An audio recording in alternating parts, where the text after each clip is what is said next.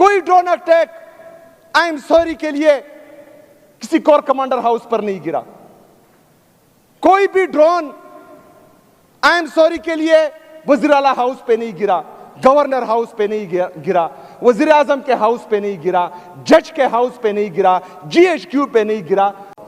ये तो उड़ती है तुझे ऊंचा उड़ाने के लिए। स्पेशली अहमद कुंडी साहब के लिए कि इरादे जिनके पुख्ता हो, नज़र जिनकी खुदा पर हो, तला तुमखेज़ मौजों से वो घबराया नहीं करते। हम मौजों से घबराया नहीं करते और साफ समंदर पर तो हर कोई किश्ती चला सकता है। मज़ा तब आता है जब समंदर में सुनामी हो और आप जो हैं उसमें से अपनी कश्ती गुजार कर साहिल समंदर पर ले जाएं, तो इंशाअल्लाह ताला ये किश्ती हम पार करेंगे इंशाअल्लाह ताला। जनाब स्पीकर, आज का इजलास ख़ुसूसी तौर पर हमने ड्रोन अटैक्स के ख़िलाफ़ बुलाया हुआ है। मुसलसल 2 दहाइयों से हमारा लीडर, हमारा कायद जनाब इमरान खान साहब भी यही कहता था कि मिलिट्री ऑपरेशन किसी मसले का हल नहीं है। ड्रोन अटैक्स में जो कोलेटरल डैमेज होता है, इससे दहशतगर्दी ख़त्म नहीं होती बल्कि मज़ीद बढ़ती है। यहां पर मसला यह है कि कोई समझने के लिए तैयार ही नहीं है। जो लोग पॉलिसीज बना रहे हैं उनका कभी अवाम से सामना ही नहीं होता। बंद कमरों में बैठ जाते हैं, कुछ 4-5 ज़हनें मिलकर किसी की खुशनुदी के लिए एक पॉलिसी बनाते हैं और वो उसका तजुर्बा गाह हमेशा खैबर पुख्तनख्वा ही होता है। अभी 2 दिन पहले ड्रोन अटैक हुआ। ये ड्रोन अटैक चलते आ रहे हैं, ये एक नहीं हुआ। लेकिन ये बात भी तमाम दोस्तों के इल्म में होना चाहिए कि जब भी मैं पंजाब जाने की बात करता हूं, जब भी मैं सिंध जाने की बात करता हूं, खैबर पख्तूनख्वा में ड्रोन अटैक्स जो हैं वो जोर पकड़ लेते हैं। जब भी हम कोई सियासी एक्टिविटी करने जाते हैं, जबरदस्ती हमारे लिए खैबर पख्तूनख्वा के हालात खराब कर दिए जाते हैं। बहरहाल इनके लिए ये कोलेटरल डैमेज होगा, हमारे लिए एक मां का बच्चा होता है। इनके लिए ये कोलेटरल डैमेज होगा, हमारे लिए किसी का शोहर होता है, किसी बहन का भाई होता है, किसी बच्चे का बाप होता है, किसी बच्चे की मां होती है। छोटे छोटे 3-3, 4-4 साल के बच्चे इदारों के ड्रोन से शहीद होते हैं। जब मैं एहतजाज करता हूं तो एक मैसेज आता है कि very unfortunate, bloody hell, very unfortunate. जब हम एहतजाज करते हैं तो कहते हैं कि हमें एहसास है, I am sorry, bloody hell, I am sorry. लोग मर रहे हैं, किसी का बच्चा मर रहा है, किसी का भाई मर रहा है, किसी का बाप मर रहा है, और आप कहते हैं आई एम सॉरी। ये ड्रोन अटैक्स सिर्फ और सिर्फ पख्तूनों को और कबाइलों को मार रहे हैं। कोई drone attack I am sorry के लिए किसी कोर कमांडर हाउस पर नहीं गिरा। कोई भी ड्रोन आई एम सॉरी के लिए वजीर आला हाउस पे नहीं गिरा, गवर्नर हाउस पे नहीं गिरा, वजीर आजम के हाउस पे नहीं गिरा, जज के हाउस पे नहीं गिरा, GHQ पे नहीं गिरा। तो फिर मेरे आम मासूम कबाइली के घर पर क्यों गिरता है?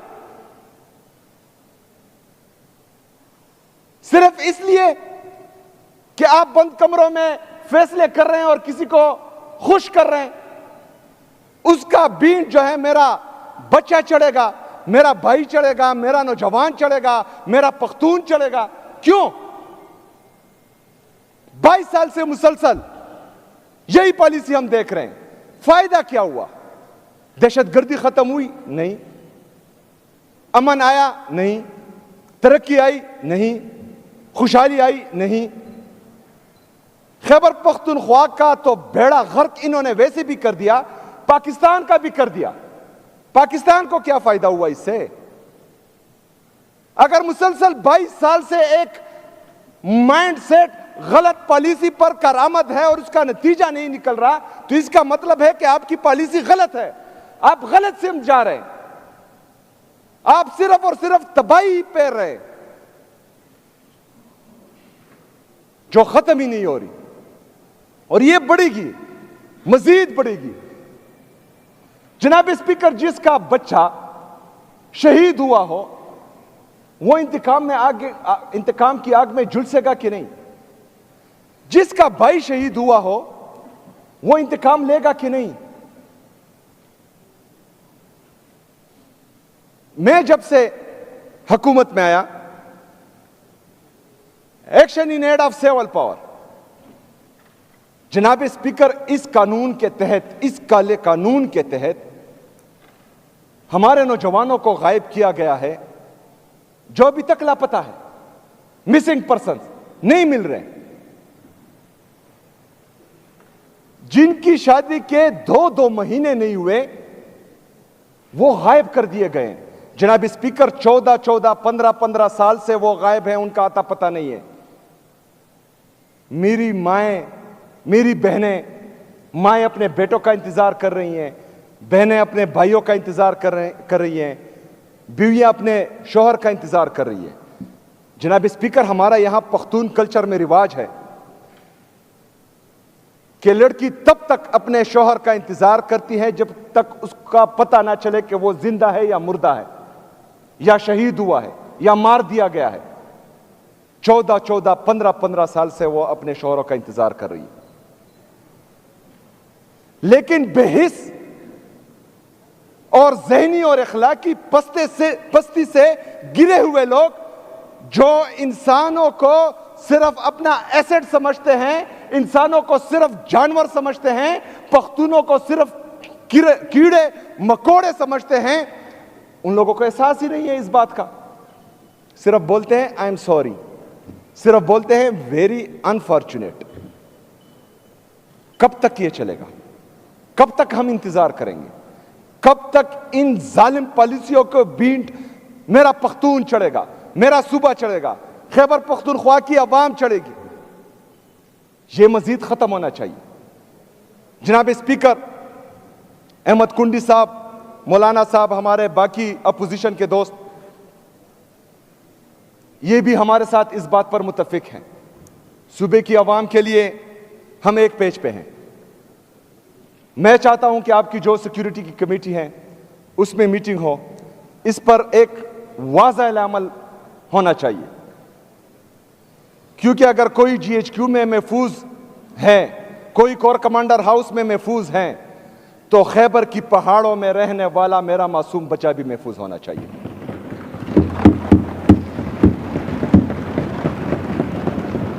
अगर कोई इस्लामाबाद के सेफ हाउसेज में महफूज हैं, तो मेरे वजीरिस्तान का कबायली बच्चा भी महफूज होना चाहिए।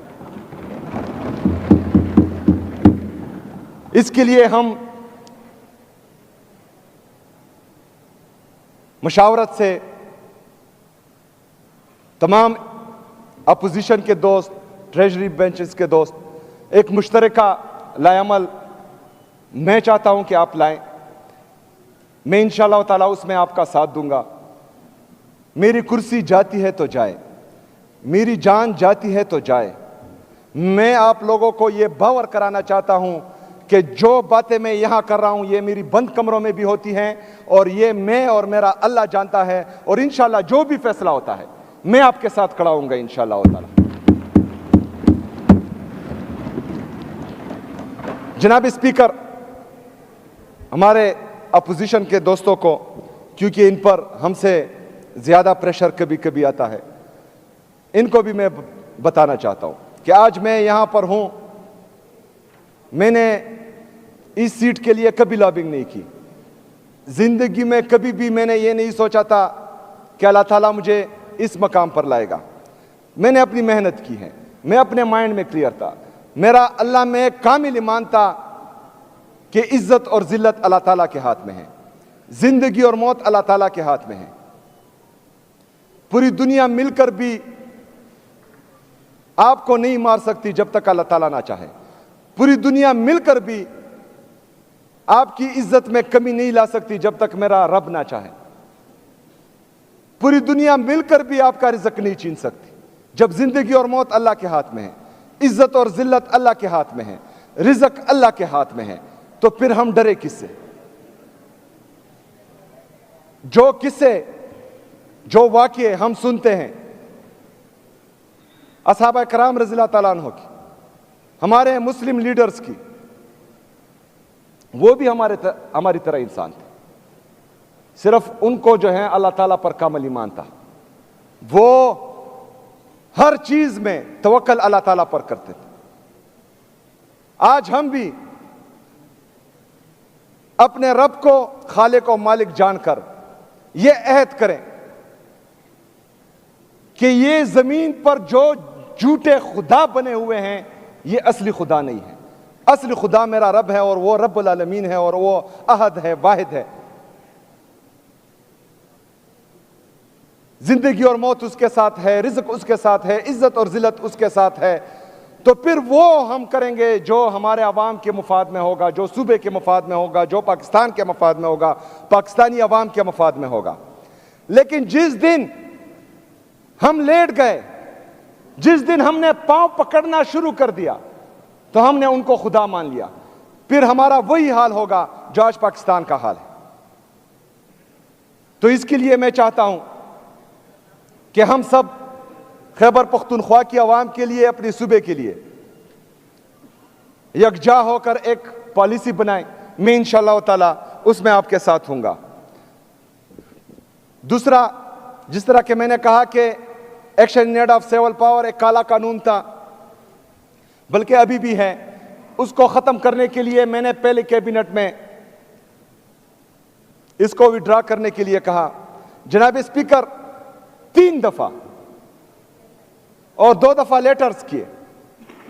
मैंने इनको कहा कि जो बंदे आप कहते हैं कि ये दहशतगर्द हैं और आपके कब्जे में हैं, तकरीबन वो 970 का दावा करते हैं, उनकी लिस्ट मुझे चाहिए, आप दें।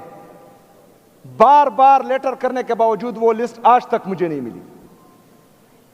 इरादा क्या है इनका? इरादा यह है कि हम जोश में आकर इस कानून को तो वापस ले लेंगे, लेकिन जो 970 दहशतगर्द, जिसका ना मुझे इल्म है, ना आपको इल्म है, ना हुकूमत को इल्म है, ना अपोजिशन को इल्म है, उनको या तो छोड़ दिया जाएगा या जो है हमारे ऊपर छोड़ दिया जाएगा। फिर यह बयानिया गढ़ा जाएगा जो पहले दिन से मेरे खिलाफ था कि यह दहशतगर्दों का साथी है, मुझे दहशतगर्द ये डिक्लेयर कर देंगे कि इसने दहशतगर्दों को भगा दिया। तो उसके लिए जरूरी है कि वो लिस्ट हुकूमत खैबर पख्तूनख्वा को प्रोवाइड कर दी जाए। उसमें बार बार लेटर्स किए हैं, लेकिन वो लिस्ट अभी तक हमें नहीं मिली, जिसकी वजह से वो पेंडिंग है। दूसरा, ड्रोन अटैक्स के खिलाफ हमारे वजीर कानून मौजूद हैं। हमने मीटिंग्स किए इसके खिलाफ कानून लाने के लिए, ड्रोन अटैक्स के खिलाफ, लेकिन आईन में इन्होंने अपने आप को महफूज किया हुआ है। हम जो भी कानून लाए, जिनसे गलती हुई है उनके खिलाफ हम बाय नेम FIR दर्ज ही नहीं कर सकते, क्योंकि आईन में इन्होंने अपने आप को महफूज किया हुआ है। लेकिन अगर आईन में इन्होंने ड्रोन अटैक्स के खिलाफ, मिलिट्री ऑपरेशन के खिलाफ अपने आप को महफूज किया हुआ है, तो कोलेटरल डैमेज के खिलाफ हम कानून ला सकते हैं। और इसमें अपोजिशन के दोस्तों के साथ ये सिर्फ ये नहीं है, क्योंकि ड्रोन जब गिरता है वो ये नहीं देखता कि ये पीपल पार्टी का है, ANP का है, जमीयत का है या किसी दूसरे पार्टी का है। वो गिरता है, वो आपके घर पे भी गिरता है, मेरे घर पे भी गिरता है। बाकी बातें तो छोड़े, 9 अप्रैल से पहले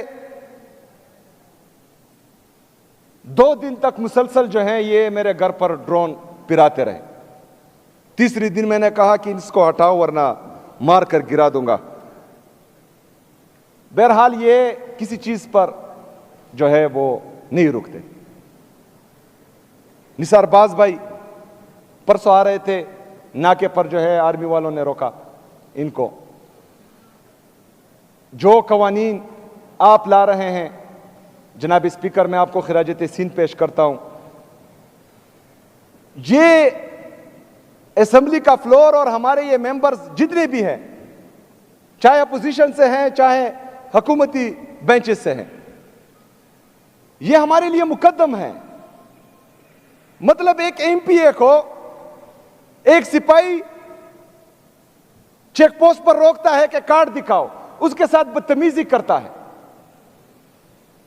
लेकिन आपका वज़ीर-ए-आला, सूबे का वज़ीर-ए-आला, सूबे का स्पीकर, सूबे का गवर्नर किसी सिपाही को हाथ नहीं दे सकता, वो उसको खड़ा नहीं कर सकता। तो यहां पर यह जमहूरियत है कि अमरीयत है? जब तक हम अपने बंदों को, अपने मेंबर्स को प्रोटेक्ट नहीं करेंगे, उनके लिए असेंबली के फ्लोर से इस्लाहात नहीं लाएंगे, उनके प्रिविलेजेस का ध्यान नहीं रखेंगे, तो वहां चेक पोस्ट पर आम बंदा भी जो है इनकी बेइज्जती बेतौकीरी करेगा। जब हम एक दूसरे की तौकीर का ख्याल रखेंगे, तकरीम का ख्याल रखेंगे, तो हर बंदा फिर हमारी इस तौकीर का ख्याल रखेगा।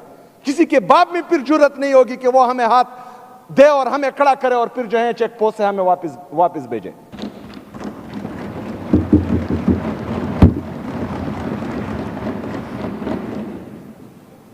जनाब स्पीकर, जिस तरह के मैंने बताया, कोलेटरल डैमेज के खिलाफ हम सब एक पेज पे हैं और इंशाल्लाह ताला ये जो जिस तरह आप डिसाइड करेंगे और इस पर जल्द जो है मेरे ख्याल में आपको मीटिंग करनी चाहिए हमारे अपोजिशन दोस्तों के साथ। मैं इंशाल्लाह आपका साथ दूंगा। इसके साथ साथ आखिर में जो हमारा, जिस तरह अहमद कुंडी भाई ने बात की, सीएनजी का मसला है।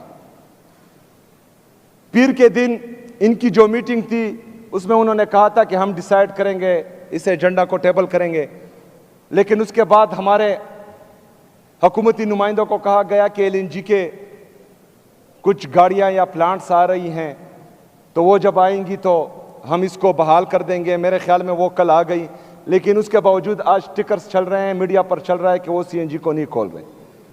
जनाब स्पीकर, मेरा सूबा 400 MMCFD गैस प्रोड्यूस कर रहा है। मेरा कंजप्शन 150 MMCFD है, यानी मैं तकरीबन 250 MMCFD ज्यादा गैस प्रोड्यूस कर रहा हूं और पाकिस्तान का बल्ला कर रहा हूं, पाकिस्तान को दे रहा हूं।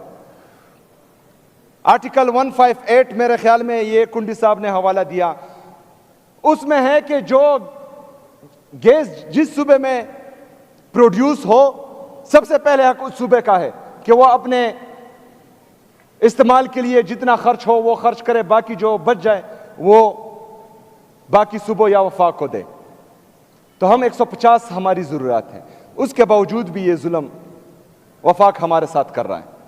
तो मैं उनको बताता चलूं कि इंशाअल्लाह ताला इस पर हम आज ही बैठ रहे हैं।